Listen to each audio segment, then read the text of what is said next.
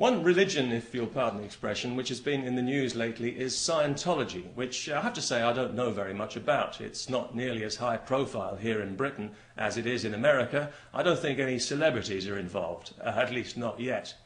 From what I can gather, it was founded by a science fiction writer, which might help to explain why they believe that human beings are burdened by entities who are part of the fallout from some ancient intergalactic genocide, and that practicing Scientology is a way to rid yourself of the influence of these entities. So pretty much your standard religious bullshit then.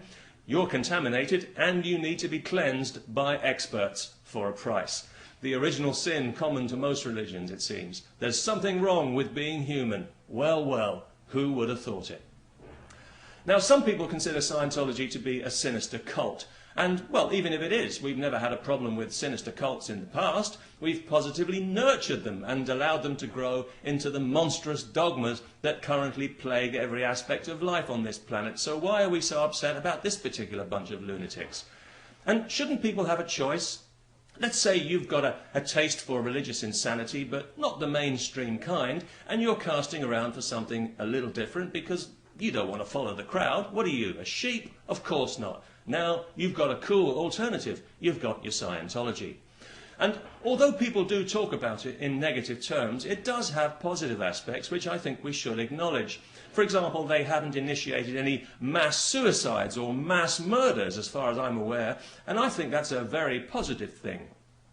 However, as with all fanatical religious cults, it does have its negative side. For example, they're notoriously litigious by all accounts, which means they probably do have something to hide. And they also have a reputation for harassing people who criticize them, which is very negative, if it's true. And I'm not saying it is, not yet, anyway.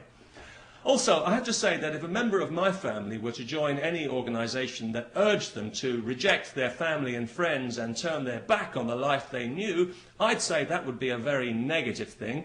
And I think anyone prepared to do something that unnatural would be operating under a powerful negative influence. However, having said all this, I still find myself attracted to Scientology because it ends in ology, and it contains most of the word science, which gives it a vague air of authority to gullible, uneducated people like myself. And if you want to know the secrets, you've got to join the gang. So, I mean, what would it cost me anyway? A few hundred, a few thousand? Okay, maybe a few 100,000 plus my sanity, but everything in life has risks. I'm certainly not worried about being brainwashed. I mean, are you kidding? I'm a Catholic. I've been done. I've been through the full rinse cycle, fluff-dried, ironed and folded. So don't talk to me about being brainwashed. So yes, I'm keen to find out more about this religion, but unfortunately there is one small obstacle, and that is the poster boy himself, Mr. Tom Cruise. I just have such a serious problem with his movies, because he always seems to be playing somebody who's taller than he really is. And this just doesn't work for me. In the back of my mind, I'm thinking, this guy's acting tall. Why is he pretending? What is he ashamed of? Being small is fine. There's nothing wrong with being small. I know lots of small people, and they're all wonderful.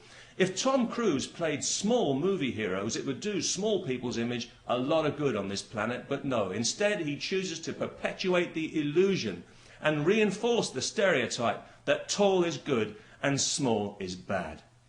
If he's capable of this kind of moral dishonesty in observable life, what's he going to be like when it comes to the mysteries of life? And if he's literally not prepared to stand up for the little guy, I have to ask myself, is this the kind of person I want to be associated with? And how much can his religion really offer me?